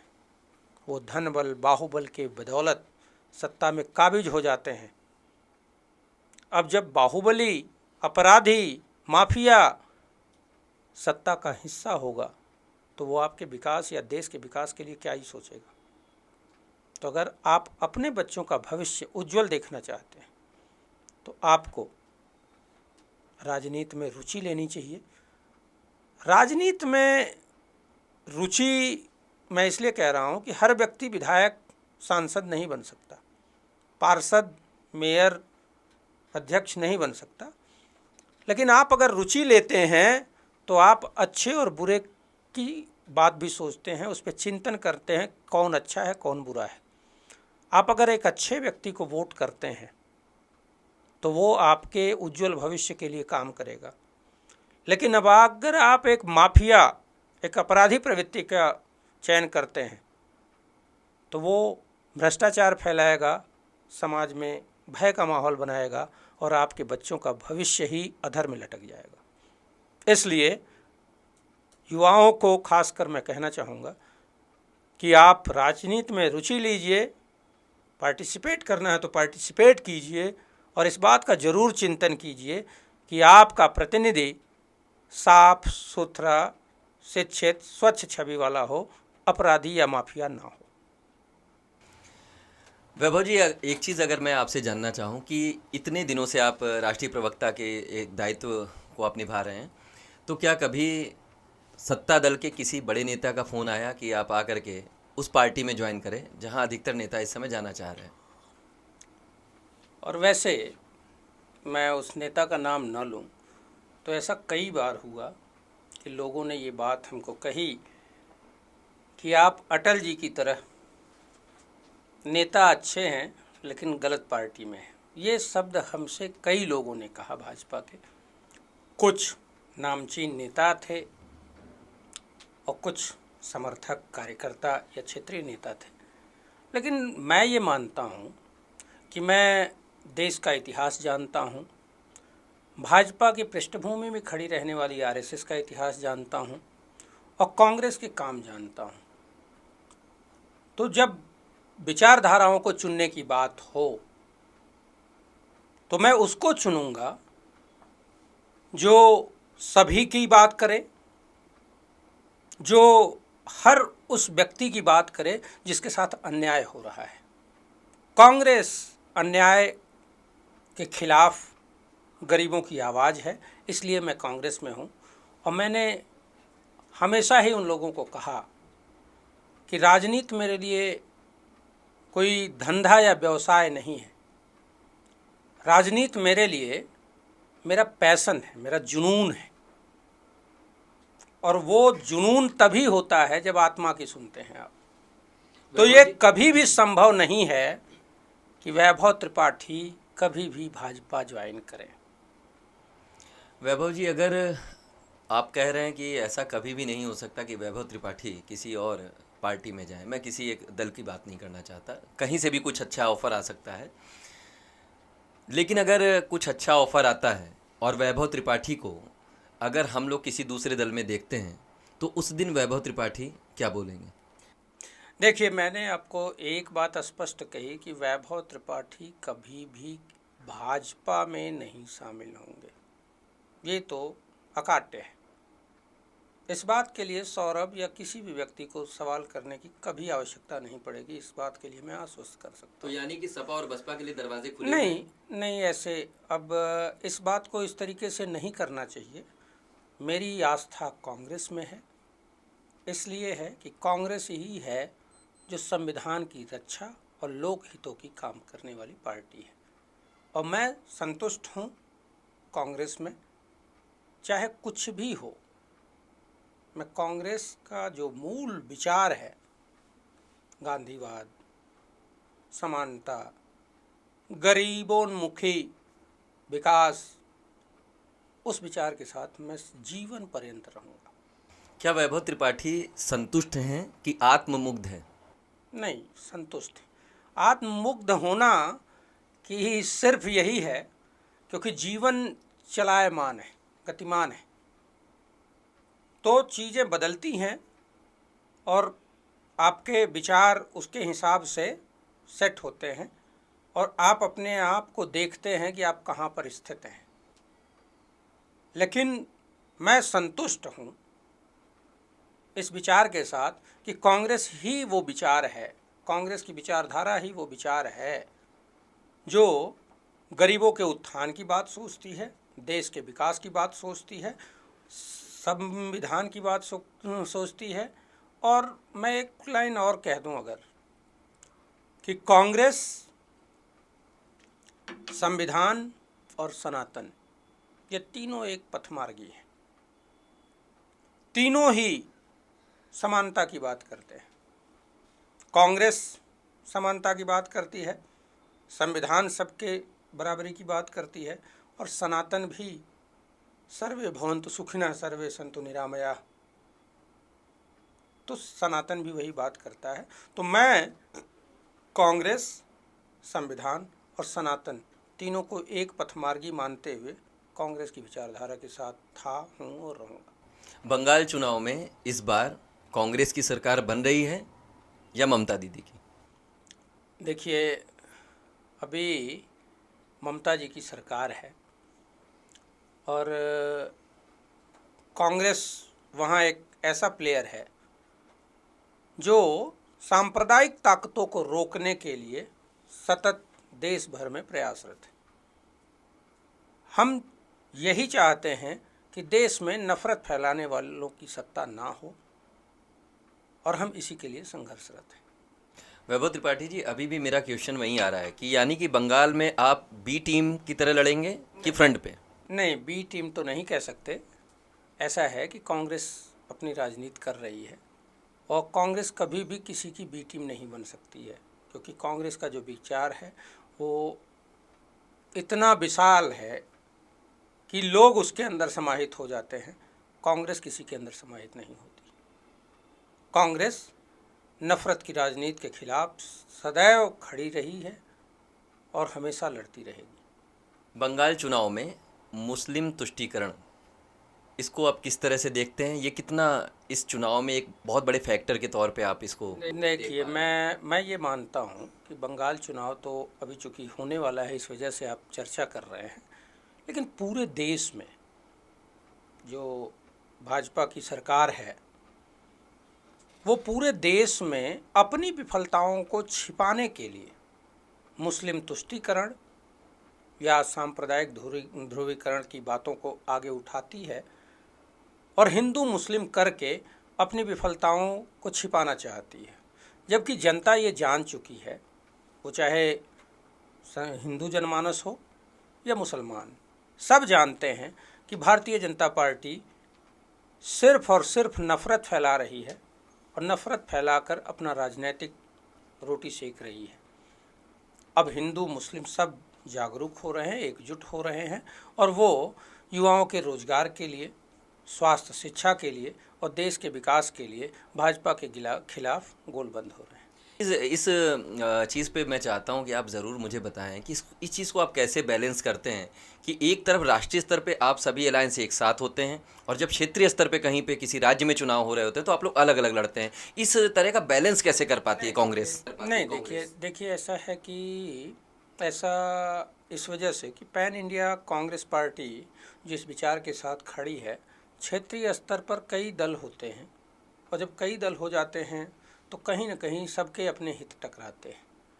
तो ये व्यवहारिक बात है, इसको उस तरीके से राजनीतिक परिदृश्य में नहीं देखता मैं ये जानता हूँ कि अगर उत्तर प्रदेश में चुनाव होगा तो यहाँ दो क्षेत्रीय दल बड़े हैं, सपा और बसपा। तो अब दोनों क्षेत्रीय दल तो एक साथ नहीं आ सकते। यानी कि मैं ये मान लूँ कि एक राष्ट्रीय प्रवक्ता ये मान रहा है कि सपा और बसपा उत्तर प्रदेश में उनसे बड़ी पार्टी है। मैं वैसे नहीं कह रहा हूँ। अब बड़ी पार्टी कैसे कह सकते हैं, बसपा का हाल देख रहे हैं आप। कांग्रेस की स्थिति जो है वो उत्तर प्रदेश में पहले से तो कमज़ोर हुई, तभी तो हम सत्ता से बाहर हुए। अब जब कांग्रेस मजबूत हो रही है तो सपा को भी इस बात का एहसास है कि कांग्रेस की स्ट्रेंथ बढ़ी है और कांग्रेस की वजह से 2024 में जो आदरणीय मुलायम जी के समय में प्रदर्शन नहीं हुआ सपा का, कांग्रेस के सहयोग से सपा ने वो मुकाम हासिल किया है। तो ये एक दूसरे के पूरक बनते जा रहे हैं।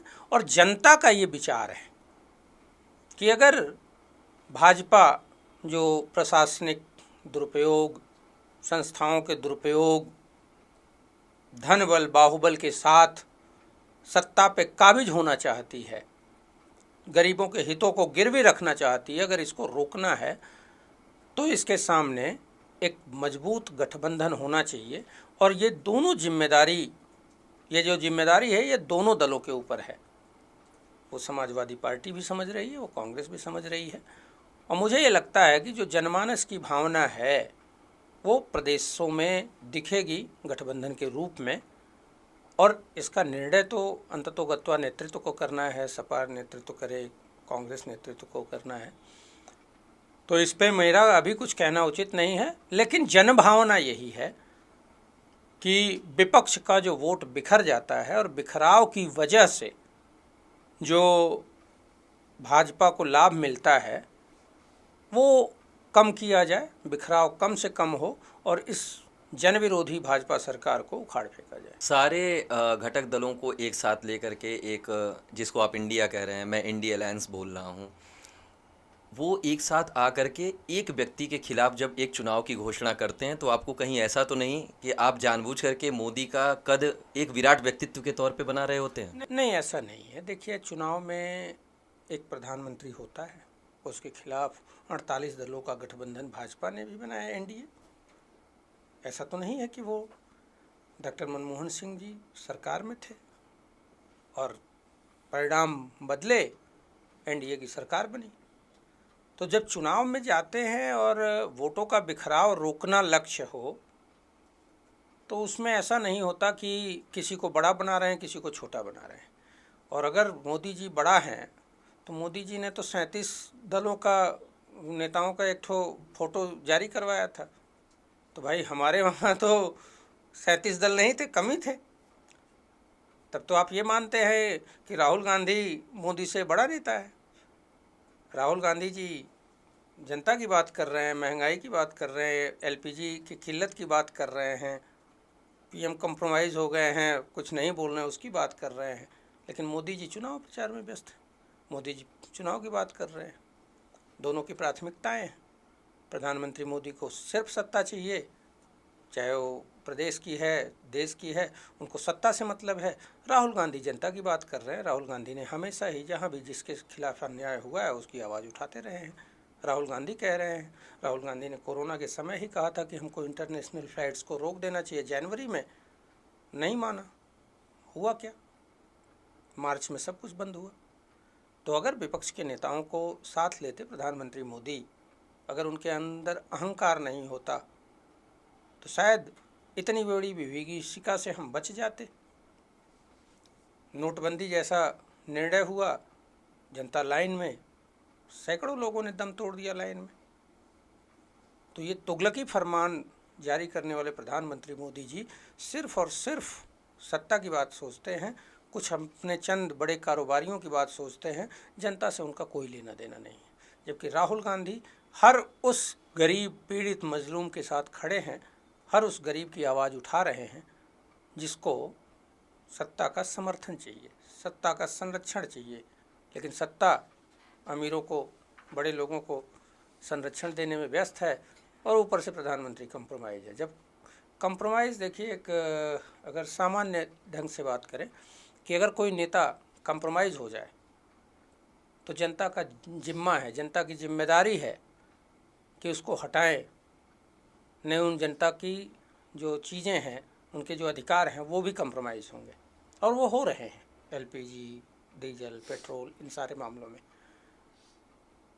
और चूँकि अब हम चुनाव में, भाई चुनाव के बाद हमारा नेता चुना जाता है ना, प्रधानमंत्री, तो मैं तो कहूँगा कि एनडीए के नेताओं की भी उतनी ही बड़ी जिम्मेदारी है कि वो जो नेता कंप्रोमाइज़ हो गया है उसकी जगह अपना दूसरा नेता चुने।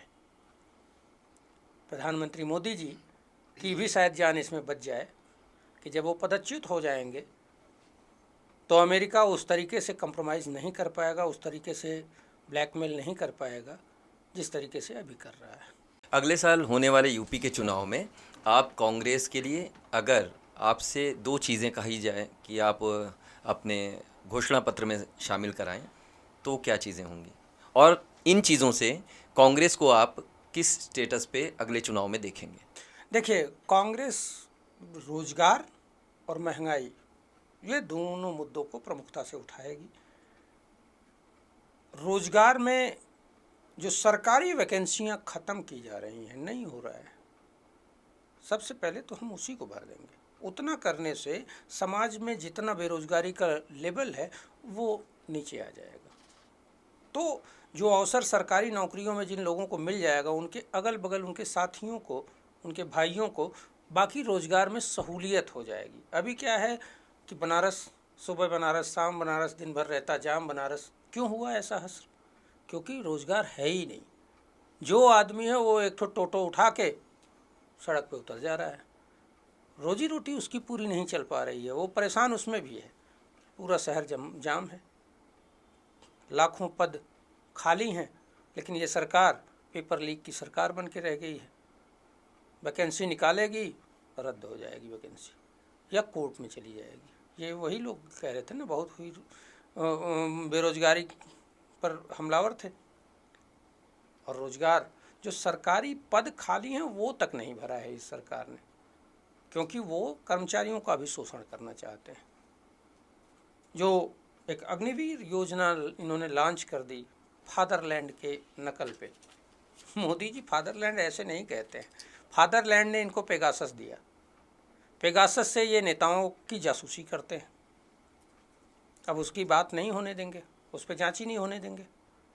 और फादरलैंड ने इनको एक ज्ञान भी दे दिया कि इजराइल में चूँकि बहुत संपन्न हैं लोग, वहाँ बेरोजगारी नहीं है, तो जब बेरोजगारी नहीं होगी तो वहाँ के लोग, सीमाओं की रक्षा कौन करेगा?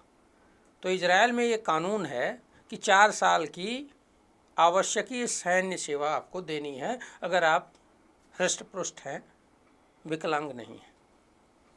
अब उसी को मोदी जी ने नकल कर ली और यहाँ कर दिया, जबकि यहाँ बेरोजगारी है और लोग सेना की नौकरी गौरव से करने जाते थे। उनको प्राइड फील होता था कि मैंने देश की सेवा के लिए वर्दी पहनी। इन्होंने उसके महत्व को ख़त्म कर दिया। और नकल के लिए कहते हैं अकल की ज़रूरत होती है।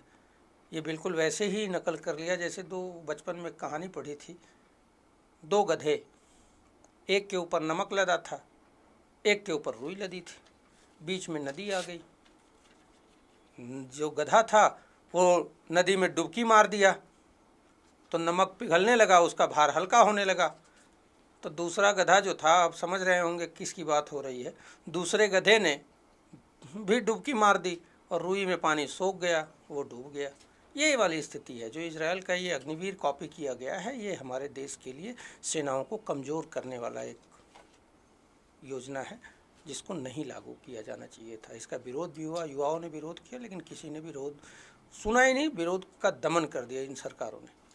इस पूरी पॉडकास्ट में आपने दिव्यांग शब्द का खुल के बार बार आपने विकलांग शब्द प्रयोग किया है, और आप बार बार बता रहे हैं कि एक तरह से ये व्याकरण की अशुद्धि है। तो मैं क्या मान के चलूं कि आने वाले समय में अगर कभी भी कांग्रेस की सरकार आएगी तो दिव्यांग शब्द को पुनः आप इस अशुद्धि को सुधार करके शुद्ध करना चाहेंगे, या इसी शब्द के साथ जाना चाहेंगे? देखिए, ये जो शब्द है, विकलांग की जगह मैं अशक्त कहता हूँ। ये नीतिगत बात है, और जब सरकार बदलेगी तो इस पे क्या सरकार का स्टैंड होगा ये तो सरकार ही तय करेगी। लेकिन ये मेरा निजी विचार है कि जिस तरीके से प्रधानमंत्री मोदी जी चीज़ों का नाम बदल देते हैं और उसमें आने वाली जो त्रुटियां हैं जिससे भविष्य में बहुत सारी चीज़ें प्रभावित होंगी, उस पर विचार नहीं करते हैं। जैसे हमने कहा कि एक साहित्यकार ने कहा कि अब बताइए बच्चों को आगे हम क्या पढ़ाएंगे? दिव्य अंग माने सुंदर अंग, ये है ना, ये व्याकरण की अशुद्धि है। अभी हम लोग सुन रहे थे और हमारी बातें हो रही थी वैभव त्रिपाठी जी से, जो कि राष्ट्रीय प्रवक्ता हैं कांग्रेस के, और आज इनसे काफ़ी तीखे सवाल भी हुए, काफ़ी अच्छे सवाल भी हुए। पॉडकास्ट ले दे करके बहुत अच्छी निकली, और मुझे लगता है कि कुछ चीज़ें मैं छोड़ता हूँ आप सभी व्यूवर्स पे कि कहाँ तक आपको इनकी बातों में लगा कि ये सच के बहुत करीब हैं, कहाँ लगा कि सच से थोड़े दूर हैं। अब ये सारा निर्णय करना है हमारे पॉडकास्ट के व्यूवर्स को। तो बहुत बहुत धन्यवाद। फिर मिलेंगे किसी एक ऐसे व्यक्तित्व के साथ जिसने समाज को एक बड़ी रचना के लिए आगे बढ़ाने का कार्य किया हो। बहुत बहुत धन्यवाद। नमस्कार।